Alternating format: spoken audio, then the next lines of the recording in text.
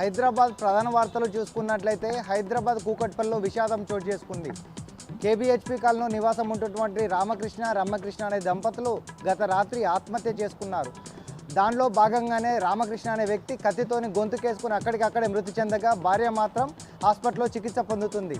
పోలీసులు చెప్తున్న వివరాల ప్రకారం కేబీహెచ్పీ కాలనీ ఆరో ఫేజ్లో ఉన్నటువంటి రామకృష్ణ రమ్యకృష్ణ అనే దంపతులు గత కొంతకాలంగా వ్యాపారం చేశారని, వ్యాపారంలో నష్టం రావడంతోనే కుటుంబ సభ్యుల దగ్గరికి వెళ్ళినా బంధుమిత్రుల దగ్గరికి వెళ్ళినా సరే అందరూ చిన్నచూపు చూస్తున్నారు. దాంతోపాటు అప్పుల బాధ తాళలేకనే వాళ్ళు చనిపోతున్నట్లుగా కూడా చెప్పారని చెప్తున్నారు.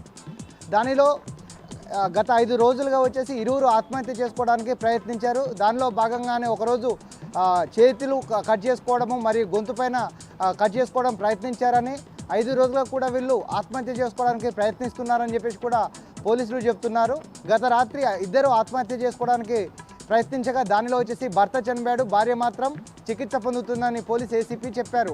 అసలు ఈ ఆత్మహత్య గల కారణాలు ఏంటి అనేది కూడా పూర్తిగా వివరాలు తెలుసుకోవడానికి దర్యాప్తు చేస్తున్నట్టుగా పోలీస్ ఏసీపీ చెప్తున్నారు.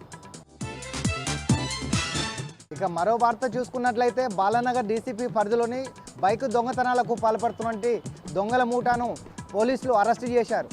వారి దగ్గర నుంచి 42 లక్షల విలువ గల 22 బైకులను స్వాధీనం చేసుకొని నిందితులను అరెస్ట్ చేసి కూడా రిమాండ్కు పంపారు. పోలీస్ ఏసీపీ నరేష్ రెడ్డి చెప్తున్న వివరాల ప్రకారం గత 2 నెలలుగా వచ్చేసి బైక్ దొంగతనాలకు పాల్పడుతున్నటువంటి ఒక మూట 5గురు వచ్చేసి ఒక మూటగా ఏర్పడి వాళ్ళు వచ్చేసి పలు కాలనీల్లో ఉన్నటువంటి హైగ్రేడ్ బైకులను టార్గెట్గా చేస్తూ వాటిని ఆంధ్రప్రదేశ్లోని వెస్ట్ గోదావరి, ఈస్ట్ గోదావరి పలు జిల్లాలలో ఉన్నటువంటి స్నేహితులకు కావచ్చు, సన్నిహితులకు వాటి యొక్క ఫోటోలను పెట్టడం, వారి దగ్గర నుంచి అడ్వాన్స్ సేకరించిన తర్వాత ఈ బైక్ని దొంగతనం చేసి వారి దగ్గరికి పంపించే ఏర్పాట్లు చేయడంలో భాగంగానే దాదాపు ఇప్పటివరకు 22 బైక్లను దొంగతనం చేశారు.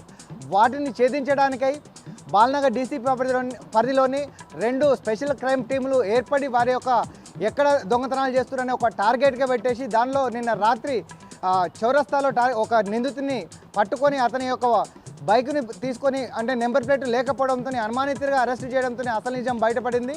వాళ్ళ దగ్గర నుంచి 22 బైకులను స్వాధీనం చేసుకొని నిందితుల్ని కూడా అరెస్ట్ చేసి కూడా రిమాండ్కి పంపినట్లుగా పోలీస్ ఏసీపీ నరేష్ రెడ్డి తెలిపారు.